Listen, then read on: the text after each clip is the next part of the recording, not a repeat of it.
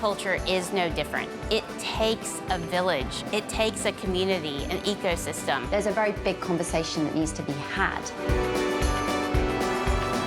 We need to basically think about what we're using and make sure that we throw away less food. That's the first thing. Be able to turn a regional crop and a seasonal crop into a worldwide phenomenon.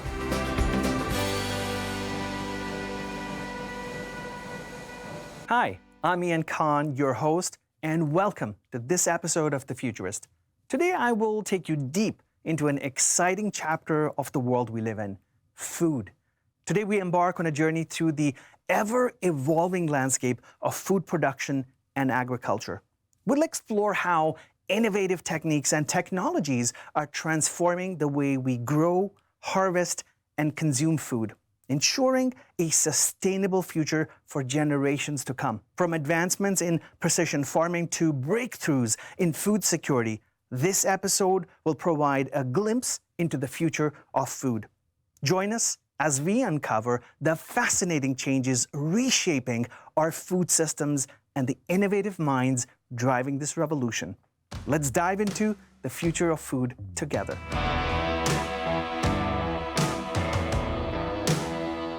We've got a big challenge at the moment in our lifetimes, which is principally driven by incredible population growth. So I'm not that old, but if you look at the period of my life, the world's population has pretty much doubled. That's a lot of mouths to feed. We need to find different ways of taking care of our food production and therefore, of course, making sure that people have still a living there. And that's an important one because we've seen it actually over the last couple of years where food inflation went through the roof. There's literally a lot of people that can't even afford food anymore.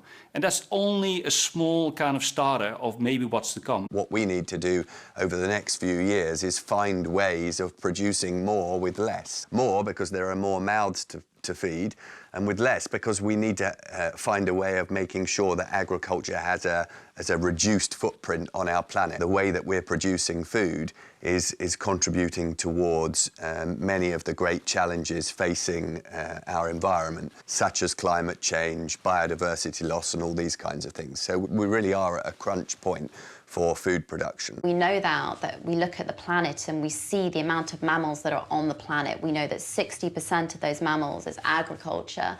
Then we've got 36% humans. So already we're outweighing the amount of food in terms of more agriculture and more space and more land being used versus how many humans there are. And less than 4% of the world now is wildlife, which is actually a pretty sad statistic. I think the challenge we are trying to tackle here, and I think there's absolutely a need for technologies to do so.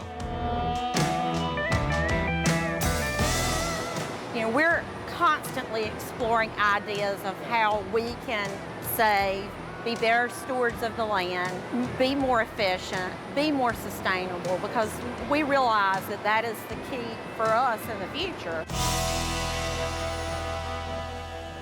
Let's take a closer look at the heart of our story, the American sweet potato industry here in North Carolina. This industry exemplifies the blend of tradition and innovation in agriculture. Here, the rich history of sweet potato farming meets cutting-edge technology, creating a model for the future of food. As the largest exporter of sweet potatoes in the United States, North Carolina has revolutionized this humble crop, making it a staple in kitchens worldwide. We'll explore the journey, its connection to the future of food, and how it stands as a beacon of agricultural innovation.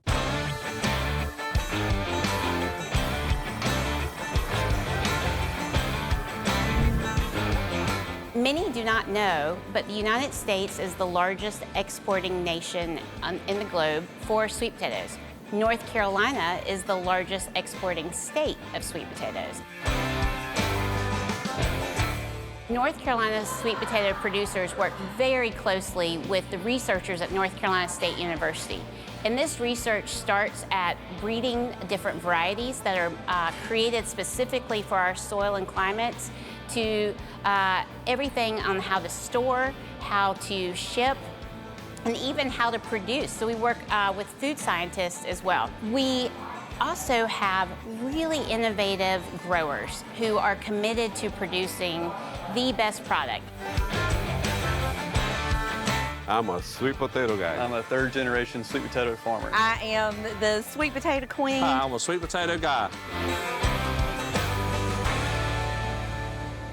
Now let's delve into the sustainable practices of this farm, particularly its innovative storage solutions. Inspired by age-old techniques and enhanced modern technology, the farm has found efficient ways to minimize waste. By curing sweet potatoes to preserve their quality and utilizing advanced storage methods, they ensure that less food is wasted, contributing to a more sustainable food system. This segment highlights the importance of innovation in reducing food waste and maximizing the shelf life of produce, ensuring that every harvest reaches its full potential.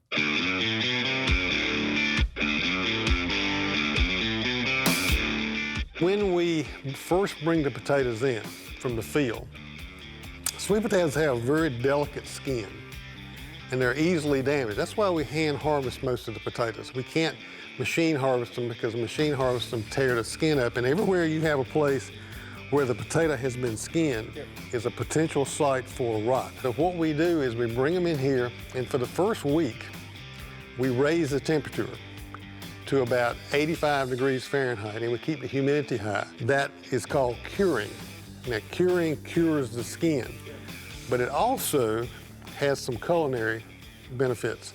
And one of them is it tends to convert some of the starch that's in the potato to sugar.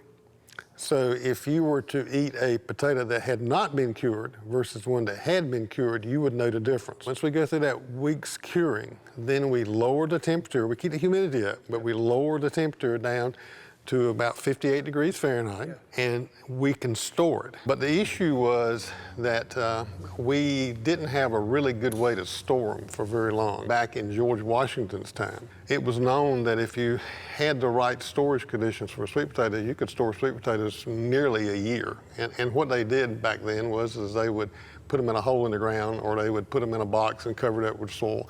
And the conditions down in the ground were around in here in the southeast is about 58 degrees Fahrenheit, 10 degrees Celsius, and about 85 or 90% humidity, which is perfect for it. And so it got me to thinking that, okay, is there a way in which we can build a storage that can mimic this hole in the ground and give it good conditions? And in a room like this, they could be 2-3 million bushels of sweet potatoes. How do you control the temperature and humidity way down in the middle? And if we could get an air movement through this huge mass of sweet potatoes, we can control the temperature and humidity. I came back with this idea, and eventually this young farmer came to me and he said, I have an old building and I want to put in some storage. I don't know whether it'll work or not. I said, but if you're willing to try it, I'm willing to try it. And it can alert the farmer that there's a problem in room number 26 and you better go check on it.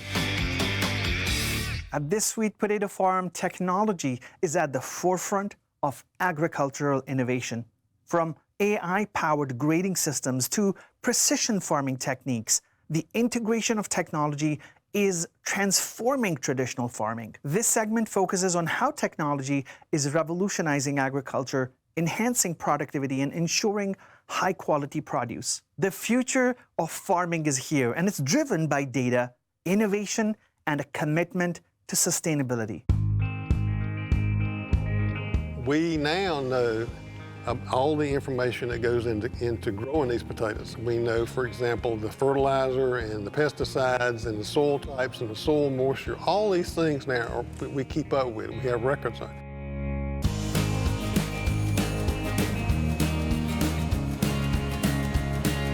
I grew up on this farm. I've seen it evolve over the years, and we are very proud that we help feed the world. Basically, what they do in here every day, they manage from the point of entry to our packing line. Yeah. So the potatoes come through the line. They can adjust the sizes based on what the consumer is wanting. They do all of that electronically. Like I said, we put in an AI system a couple of years ago. Yeah. That's still a trial and error because, you know, it takes all of the implementation of inserting the data in order for it to be able to do a better job. Yeah. that any popcorn, when you harvest sweet potatoes, you bring a lot of popcorn in the bin into the storage room. So all the popcorn we collect in a holding point, and we sell that to local landscapers to be able to use. It's good fertile popcorn, and so there is hardly any waste at all. All generated, the computer tells the cameras what size potato we're going to put in the box. We can constantly adjust what lane it is distributed to. The AI is doing more visual grading. Very knowledgeable people out there that are farming, and they're not afraid of technology at all, and they will jump on it.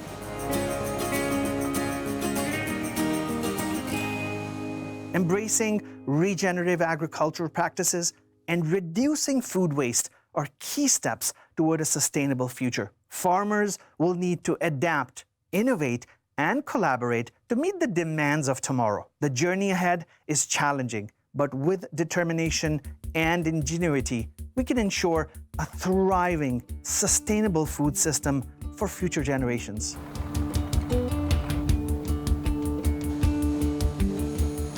We are very proud when we walk into the supermarket or hear consumers say that they love our Carolina Gold sweet potatoes. So these potatoes are all being visually inspected. As they come down the line, they're picking out the imperfections, the ones that have blemishes, cuts, the ones that a consumer would not want on their shelf in a retail outlet. And all those potatoes will be processed with French fries or puree or juice. So then basically there's some equipment, but not so much equipment that'll pick these things out like these ladies will. They do a really good job of cleaning all this stuff up. Hi, my name is Thomas Joyner. I'm president of Nash Produce in Nashville, North Carolina. When we talk about transportation efficiency, saving on fuel, saving on time, energy, effort, packaging, climate change, and impact on your carbon footprint of the operation in general, where's packaging headed? Is this the future of packaging in terms of creating efficiency? I think the less cardboard here than this, and essentially the same amount of potatoes. So we're allowed to ship it a lot more efficiently with a smaller carbon footprint. You can see these pallets are not going to be exported. They're stacked lower. When we ship them into containers, we want to absolutely utilize every bit of space you can in the container. So we're allowed to fill them from floor to ceiling. So that's why those pallets are stacked so tall, because we can get that much more. Even the design of the cardboard, the packaging that different companies are now innovating, they're more durable, more robust, cannot be crushed under a single, certain amount of weight. Right. So there's so many opportunities for innovation at every level of food production, right from, planting the seed to shipping it off to overseas markets, that I really feel the future has so much more in store for us. Well, I agree. We are literally, we're working with a box manufacturer currently that we are going to take the bottom half of this box off so that we will cut the top by 60%. So there'll be 60% less cardboard in the top. We're just going to put Nash Produce across the bottom, have the top with our label on it, and that'll be it. So it'll cut 25% off of the entire box. And when you start tracking that throughout the entire life cycle, so when you start tracking that to the carbon footprint of even the cardboard manufacturer, that gives them savings, that it helps them become efficient. Right. So the savings are not just economical, but through the entire supply chain that's coming together, Correct. Which is mind-boggling.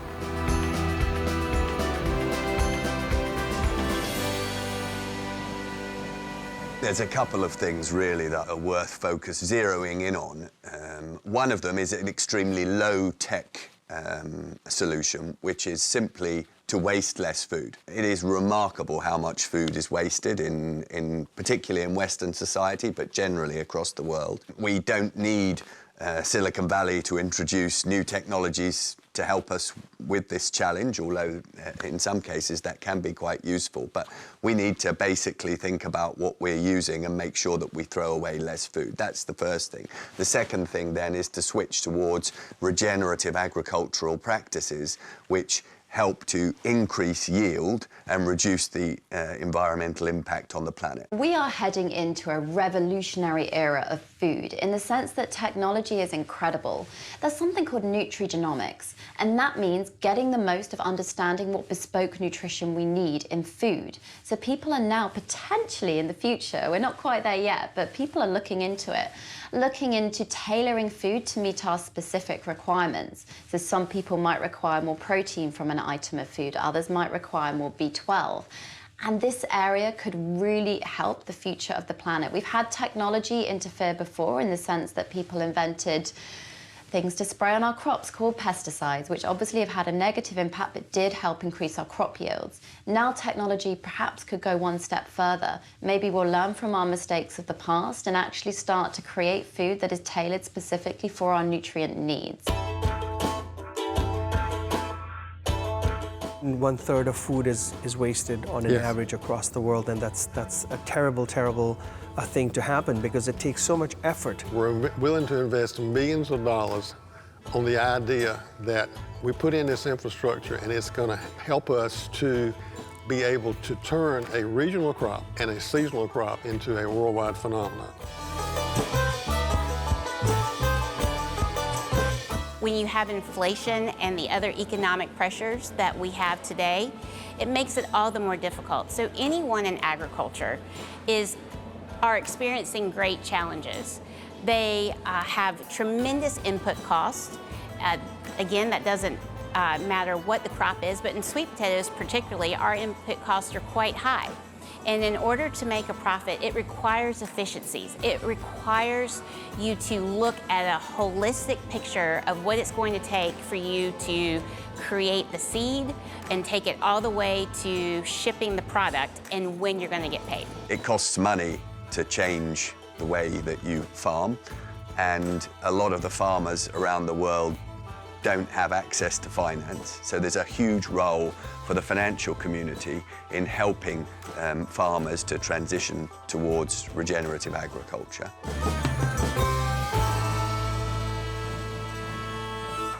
Let's dig into the soup.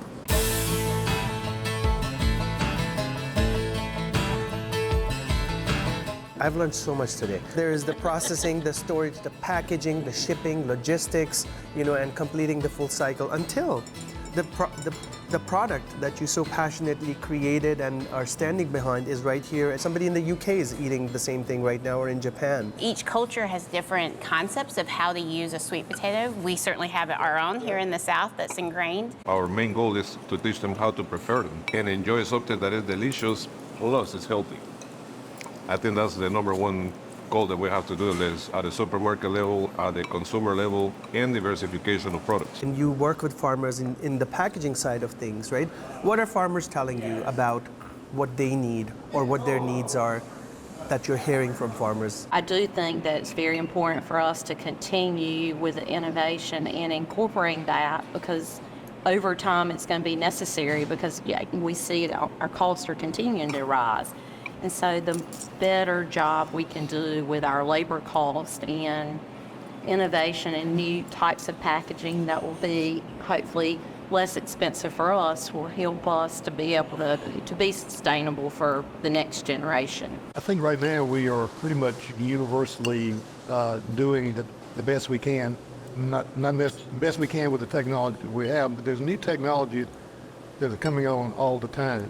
And so I think he'll only get better. I would say that in relationship to the labor, what I see coming down the road over time is that will be more robotics, there'll be more electronics, there'll be more record keeping, electronic record keeping, and that sort of thing. AI is going to play a big part in this. And we've already getting to see some research that's coming to fruition in this area. And what it'll do, it'll wind up making us much more efficient in the storage and handling and packaging and shipping of sweet potatoes. Consumers are really focused on what are they eating, what is the impact of what they're eating, and how much does it cost them to eat. And as we are living in a time when costs are through the roof for everyone, regardless of where they're spending their money, they have to spend some amount of their money on food. And so to have a nutritionally dense, versatile product that is affordable is exciting for us because this is a story that we can further capitalize on. Poor dietary choices can have huge consequences, and that's resulted in the fact that 1 billion people in the world have obesity now, and that is linked, of course, to other conditions like heart disease, comorbidities, things like diabetes. If we want to reduce chronic conditions and increase the health of the population that live on this planet, we need to take diet seriously. Diet is going to impact the future generations massively. Diet has changed so much over the years that if we can get the right components of nutrition, we can reduce the rates of these diseases. As we wrap up this episode, let's reflect on the crucial role of sustainable agriculture in feeding our growing population.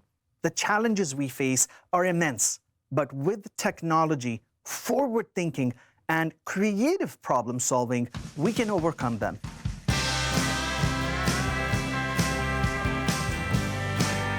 We all know that our world population is expanding and multiplying at a huge rate.